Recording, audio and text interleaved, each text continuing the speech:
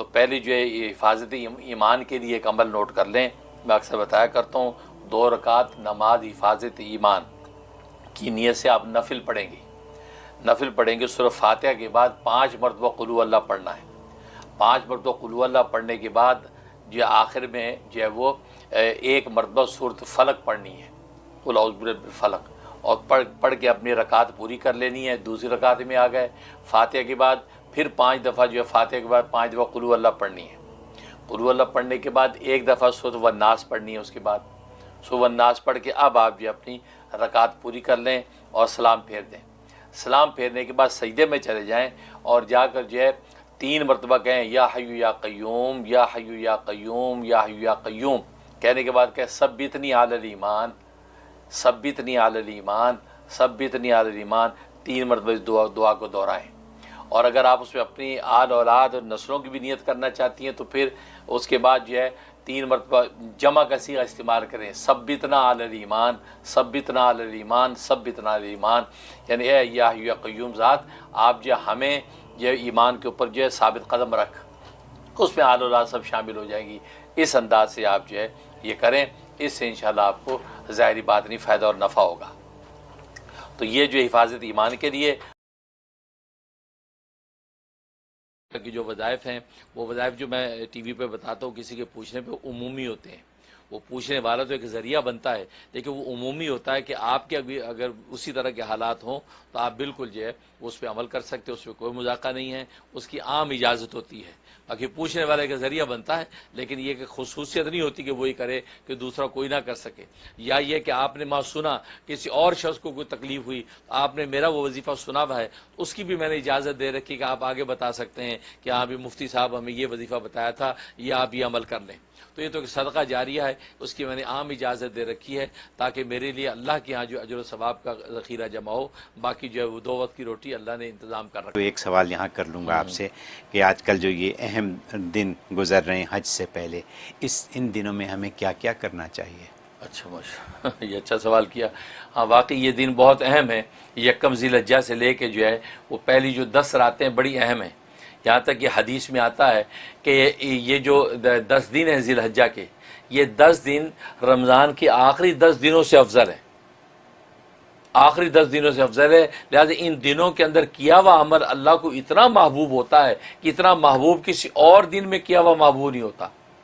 لہٰذا یہ دن اتنے صبح صادق سے لے کے غروب آفتاب تک یہ دن کہلاتا ہے. اس دن کے اندر جو بھی ذکر و اذکار، جو بھی اعمال اشکال کریں گے وہ اتنے قیمتی ہیں کہ پورے سال کے اندر ایسا کوئی دن نہیں ہے جس میں یہ عمل اتنا قیمتی ہو.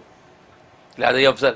اور فرمایا حدیث میں آتا ہے کہ رمضان کی آخری جو 10 راتیں ہیں وہ یہ اس ذی الحجہ کی 10 راتوں سے افضل ہیں کیونکہ اس میں طاق رات ہے لیلۃ القدر، اس سے افضل ہے. لیکن ان راتوں کی اتنی بڑی قیمت ہے، فرمایا کہ اس ایک رات کی عبادت اللہ تبارک و تعالیٰ کے لیلۃ القدر کے برابر لکھی جاتی. یہ جو راتیں گزر رہی ہیں 10 راتیں، تو اس رات میں عبادت کے لیے آپ کھڑے ہو جائیں گے، عشاء کے بعد جو 2 رکعت نفل پڑھ لیں گے، 1 سپارہ پڑھ لیں گے، تو یہ آپ کو لیلۃ القدر سے بھی زیادہ اجر، لیلۃ القدر کے برابر اجر دیا جائے گا. تو گویا کہ 10 راتوں میں آپ نے عبادت کر لی تو گویا کہ 10 لیلۃ القدر کا اجر و ثواب آپ کو عطا ہوگا. اور ایک لیلۃ القدر کا ثواب آپ جانتے ہیں کہ جناب وہ کتنی بڑی 84 سال کی عبادت سے افضل. اور آپ کو 10 راتوں کو آپ کاؤنٹ کر لیں کتنی بڑی عبادت، اس لیے بڑی اہم ہے. لہذا اس میں جو ہے کثرت سے لا الہ الا اللہ کا ورد کریں، کثرت سے استغفار کریں اور کثرت سے قرآن کی تلاوت کریں اور نوافل پڑھیں، اس کا اہتمام کریں. تو راتوں کے اندر کم سے کم 10 نوافل پڑھنے کا اہتمام کر لیں. بھلے مغرب سے عشاء کے درمیان میں پڑھ لیں، بھلے جو ہے رات سونے سے پہلے 10 نفل پڑھ کے اللہ سے خیر مانگ لیں. اور اسی دن کے اندر جو ہے قرآن کریم کی تلاوت کم سے کم 1 پارہ تلاوت روزانہ کر لیں. اور 500 مرتبہ استغفر اللہ ربی من کل ذنب واتوب الیہ یا استغفر اللہ الذی لا الہ الا هو الحی القیوم واتوب الیہ، یہ 500 مرتبہ. اور لا الہ الا اللہ محمد رسول اللہ، لا الہ الا اللہ، لا الہ الا اللہ، یہ 500 مرتبہ پڑھ لیں. اسی طریقے سبحان اللہ والحمد للہ ولا الہ الا اللہ واللہ اکبر ولا حول ولا قوت الا باللہ العلی العظیم 500 دفعہ پڑھ لیں. اور صلاۃ و سلام درود شریف اللہم صلی وسلم بارک علی محمد وعلی آل محمد، یہ جو ہے یہ آپ پڑھ لیں 500 دفعہ. جو میں درود بتاتا ہوں وہ والا پڑھ لیں، اللہم صلی وسلم وبارک علی سیدنا محمد النبی الامی و آلہ و صحبہ الف الف مرتین، یہ بھی پڑھ سکتے ہیں۔ اور یہ دروشی بھی پڑھ سکتے ہیں، اللہم صلی وسلم وبارک علی محمد وعلی آل محمد کما صلیت وسلمت وبارکت علی ابراہیم وعلی آل ابراہیم انک حمید مجید۔ یہ درود ابراہیمی کو مرج کر دیا ہے، یہ درود ابراہیمی آپ پڑھ لیں تو 500 مرتبہ یہ پڑھ لیں تو انشاءاللہ آپ دیکھیں ان کی پوری حقیقی برکات و ثمرات آپ کو نصیب ہوں گی۔ باقی قربانیاں تو ہے یہ عظیم عمل، وہ ان 3 دنوں کے اندر آپ عمل کریں، جو ہے وہ 10، 11 اور 12 ان کے اندر کریں۔ اور سب سے بڑا اس کے اندر ایک نوٹ کر لیں کہ عرفہ کا روزہ، آپ کو پتہ ہے کہ یہ جو ہے یہ جو دن گزر رہے ہیں یہ یکم ذی الحجہ سے ایک روزہ اگر رکھیں 1 سال کے برابر اجر و ثواب ہے۔ اور حدیث میں فرمایا کہ جب 9 کا روزہ رکھیں گے یعنی عرفہ کے دن کا روزہ رکھیں گے، وہ روزہ جو ہے وہ 1 سال کے برابر بھی ہے۔ اور مزے کی بات نبی فرماتے ہیں کہ مجھے امید ہے اللہ تعالیٰ سے کہ یہ 1 سال پہلے اور 1 سال آئندہ کے گناہوں کا کفارہ بھی ہے، یعنی گناہ معاف کروا دے گا۔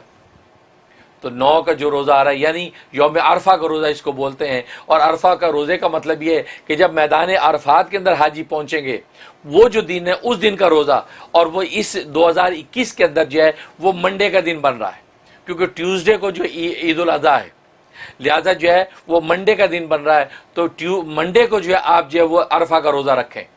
باقی آپ کی دنیا میں لوکل کیلنڈر کچھ بھی ہو، میں نے رات بھی اس مسئلے کو کلیئر کیا ہے، منڈے کا روزہ آپ رکھیں گے تو یوم عرفہ کے روزے کا اجر اور آپ کو فضیلت ملے گی۔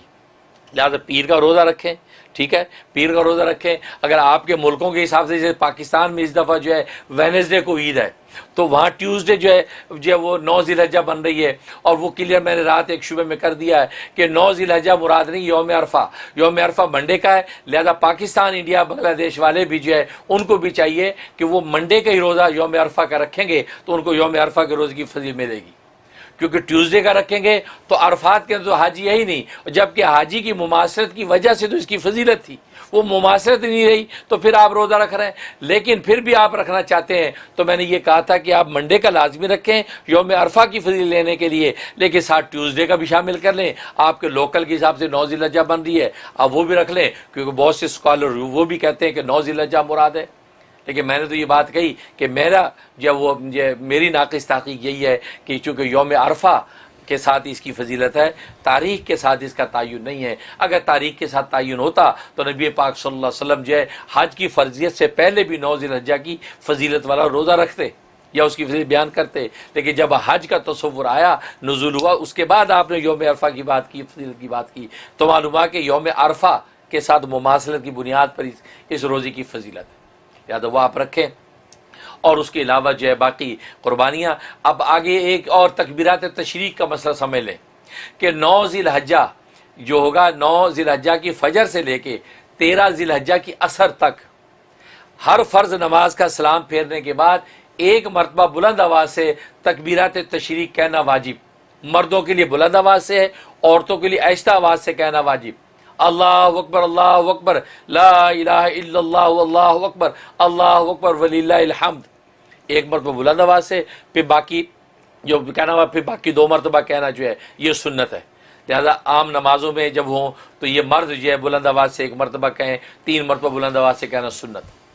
اور عورتیں جو ہے یہ آہستہ آواز سے کہیں گی، 1 مرتبہ کہنا واجب، 2 مرتبہ مزید کہنا یہ سنت۔ تو یہ اور انفرادی نماز ہو، اجتماعی نماز ہو، اکیلے پڑھ رہے ہو، ہر حال میں جو ہے یہ حکم ہے۔ اس میں کوتاہی کرتے ہیں لوگ، اکیلے پڑھ رہے ہیں تو یہ تکبیرات تشریق نہیں کہتے، عورتیں گھروں میں پڑھ رہی ہیں تو نہیں کہتی، نہیں ایسا نہیں، وہ سلام پھیرتے ہی آہستہ آواز سے اپنی تکبیر تشریق 1 مرتبہ کہنا واجب اور آگے 3 مرتبہ کہنا جو ہے وہ سنت ہے، اس کا اہتمام کریں۔ اور یہ گویا کہ یوم عرفہ جو منڈے کا ہے اس کی فجر کے بعد سے شروع ہوگی یہ تکبیرات تشریق، اور یہ 13 ذی الحجہ کی عصر تک رہے گا، اور عصر کے بعد پھر یہ حکم جو ساقط ہو جائے گا۔ یہ اس کا اہتمام کریں، یہ بہت اہمیت کی حامل ہیں۔ باقی اللہ تبارک و تعالیٰ یہ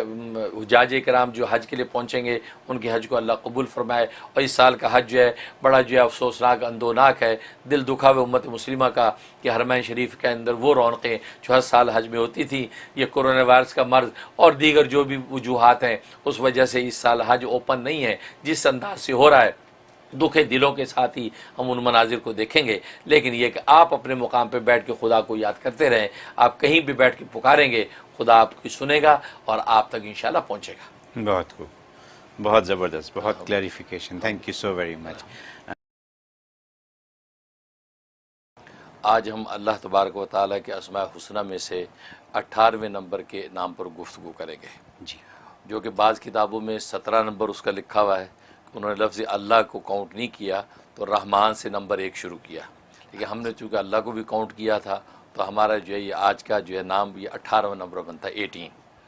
اور یہ ہے الرزاق۔ الرزاق، الرزاق بہت بابرکت نام ہے، سارے رزق کے خزانے اس نام کی جو ہے تجلی ہیں، اور رزاق کا معنی بہت زیادہ رزق دینے والا، بہت زیادہ روزی دینے والا۔ اور یہ نام جو قرآن کریم میں 5 مرتبہ اللہ تبارک و تعالی نے مختلف آیات میں دہرایا ہے، اور اس کے عدد جو ہے وہ 308 بنتے ہیں، 308، اور اس کا مفرد عدد بنتا ہے 11، کہ 3 اور 8 جو ہے وہ 11 بنتے ہی اس کا مفرد عدد ہے، گویا کہ 11 دن کے ورد کے بعد کوئی نہ کوئی اللہ تبارک و تعالیٰ کا لطیفہ ضرور ظاہر ہونا چاہیے۔ سبحان اللہ، انسان جتنے بھی صدقے دل سے پڑھے گا تو 11 دن کے بعد اس کا لطیفہ کوئی نہ کوئی ظاہر ہونا چاہیے۔ تو یہ بابرکت نام ہے، اور اصطلاحی معنی میں اس رزاق کا معنی وہ ذات جس نے ہر جاندار کی، ہر مخلوق کی روزی اپنی ذمہ لے رکھی ہے، نہ صرف ذمہ لے رکھی ہے بلکہ ان روزیوں کو پیدا بھی کرتا ہے، اور پیدا کرنے کے بعد ان تک پہنچاتا بھی ہے مخلوق تک، بھلے وہ مخلوق کہیں بھی ہو ان تک وہ پہنچاتا ہے۔ اور قرآن کریم میں اس چیز کا اظہار کر دیا کہ وما من دابۃ فی الارض الا علی اللہ رزقها، کہ روئے زمین پر کوئی بھی چوپایا چلنے والا جاندار ایسا نہیں ہے کہ مگر اس کا رزق اللہ کے ذمے ہے۔ وَيَعْلَمُ مُسْتَقَرَّهَا وَمُسْتَوْدَعَهَا، اور اللہ تبارک و تعالیٰ اس مخلوق کے مستقل ٹھکانے کو بھی جانتا ہے اور اس کے عارضی ٹھکانے کو بھی جانتا ہے۔ سبحان اللہ، یعنی اس میں اس بات کا اشارہ ہے کہ دنیا کے اندر اگر آپ اپنا ٹھکانہ بدلیں تو متعلقہ اداروں کو اطلاع کرنی پڑتی ہے کہ جو ہمارا ایڈریس چینج ہو گیا ہے، اب ہمارا چیک وہاں بھیجیں، جی، ہے نا؟ تو نہ کرے تو وہ جو آپ کا چیک ادھر ادھر ہو جائے گا۔ اللہ فرماتے آپ کو ہمیں کہنے کی ضرورت نہیں ہے، آپ جہاں مستقل رہتے وہ بھی ہمیں پتہ ہے، عارضی طور پہ کہیں ٹھکانہ آپ کرتے ہیں وہ بھی ہمیں پتہ ہے، آپ کا رزق وہیں پہنچے گا، لہذا پہنچتا ہے۔ انسان مسافر ہو تو پہنچتا ہے، گھر میں مقیم ہے تو بھی پہنچتا ہے۔ بلکہ اس پر جو حضرت موسیٰ علیہ السلام کا واقعہ بڑا دلچسپ آتا ہے کہ حضرت موسیٰ علیہ السلام کو اللہ تبارک و تعالی نے جب کوہ طور پہ تجلی دکھائی اور آپ نے یہ سمجھا کہ آگ ہے،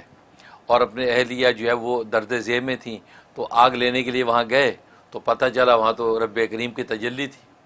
تو اللہ تبارک و تعالی سے ان کی گفتگو ہوئی، کلام ہوا اور وحی نازل ہوئی، اور ساتھ ہی حکم ہوا کہ فرعون کے پاس جاؤ دعوت حق دینے کے لیے۔ اب یہ دل میں سوچنے لگے کہ اہل خانہ کا کیا ہوگا، ان کا خیال کون کرے گا، پیچھے جو بھی میرے ساتھ میرے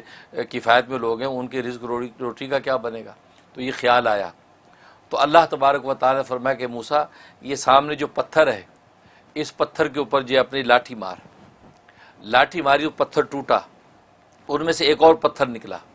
فرمایا اس دوسرے پتھر پہ لاٹھی مار، وہ ٹوٹا، اس میں سے ایک اور پتھر نکلا، فرمایا تیسرے پتھر پہ پھر مارا تو ٹوٹا، اس میں سے ایک چھوٹا سا کیڑا جس کے منہ میں سبز پتا ہے، وہ غذا ہے وہ کھا رہا ہے، اور یہ ترانہ پڑھ رہا ہے کہ سبحان من یرانی و یعلم مکانی، کہ پاک ہے وہ ذات کہ جو مجھے دیکھ رہی ہے اور میرے اس ٹھکانے کو بھی جانتی ہے، وہ یسمع کلامی، اور میرے کلام کو بھی سنتی ہے، وہ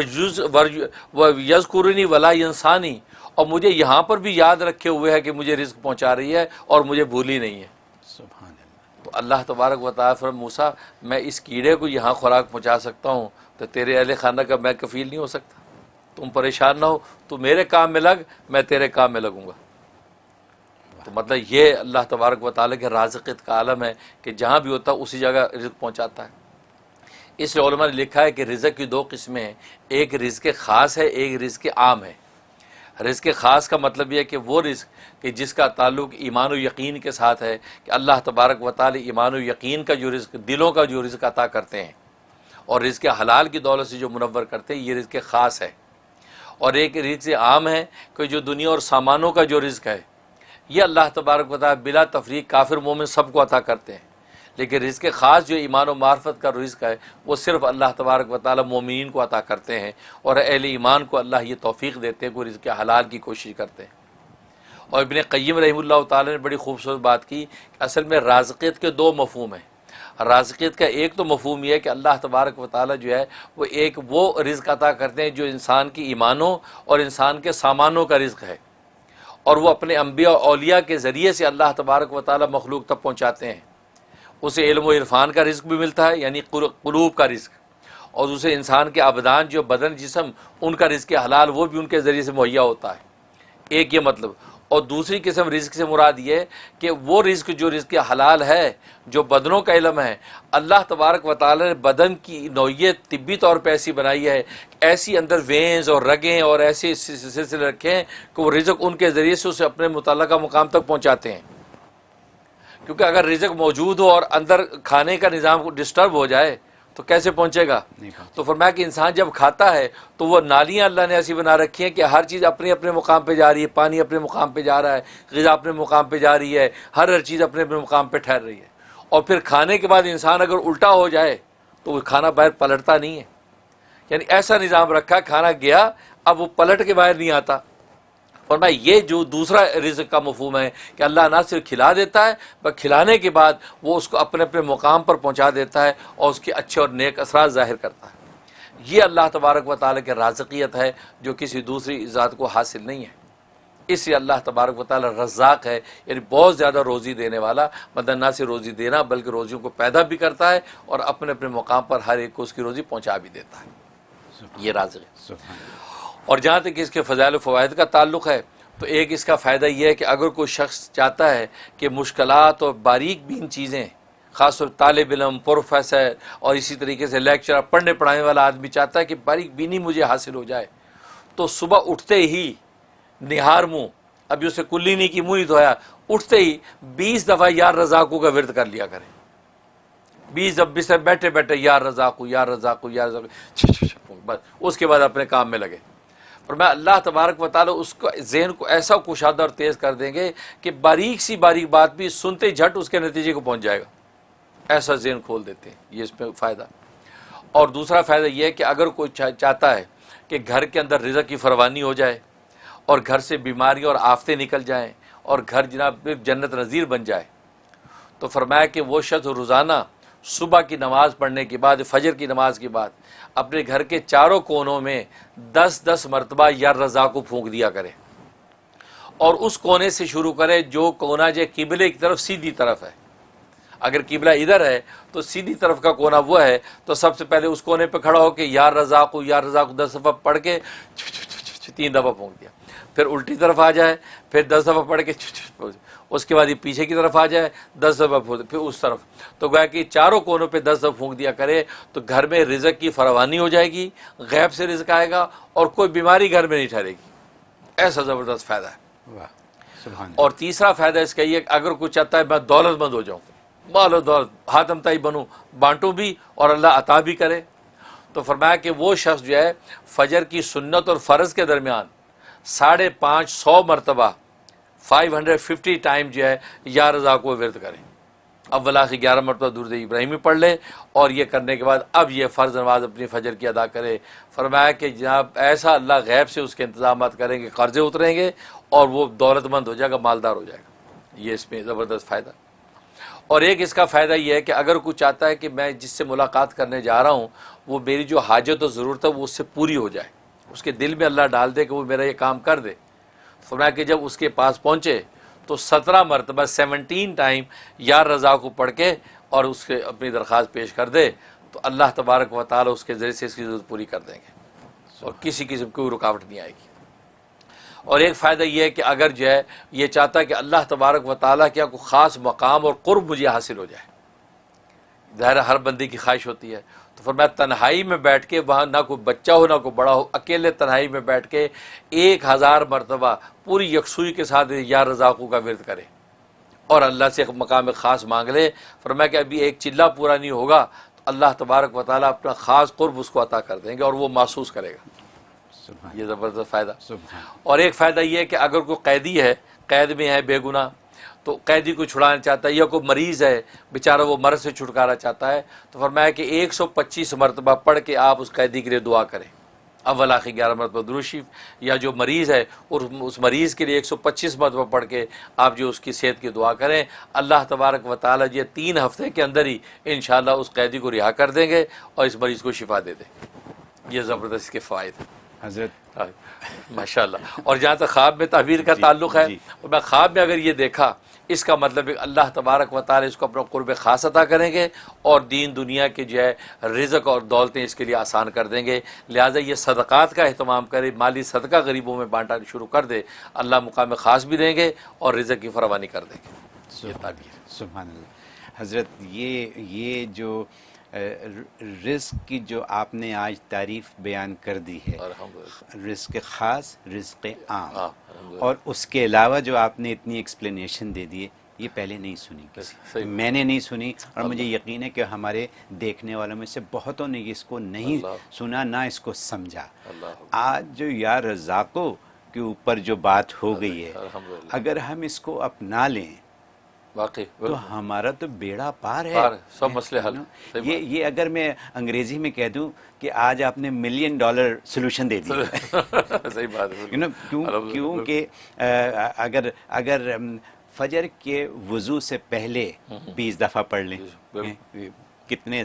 2 سیکنڈ لگتے ہیں، 2 سیکنڈ، ٹھیک ہے، وہ پڑھ لیں، پھر اس کے بعد سنتوں اور فرض کے درمیان 550 دفعہ پڑھ لیں، ٹھیک ہے، اور پھر اپنے گھر کے چاروں کونوں میں اگر آپ پڑھ کے پھونک مار 10 مرتبہ، 10 دفعہ، کیا دیر لگتی ہے، ٹھیک ہے۔ تو یعنی یہ ساری آپ کی جو برکتیں ہیں وہ آپ نے اکٹھی کر لیں، جا نماز پہ بیٹھے بیٹھے ہو سکتی ہیں ساری، ٹھیک ہے، اور اس کے بعد پھر مریضوں کے لیے بھی ہو گیا، دولت کے لیے بھی ہو گیا، اور قرب اللہ اس کے لیے بھی ہو گیا، تو اور کیا کرنا ہے ہمیں، اور کیا چاہیے ہمیں، تو سب کچھ تو ہو گیا۔ یہ اتنی باتیں اور اتنی قیمتی باتیں، سبحان اللہ، سبحان اللہ۔ مجھے یقین ہے کہ دیکھنے والے اس سے بہت فائدہ اٹھائیں گے، میں بھی اٹھاؤں گا، آپ سب بھی اٹھائیے گا۔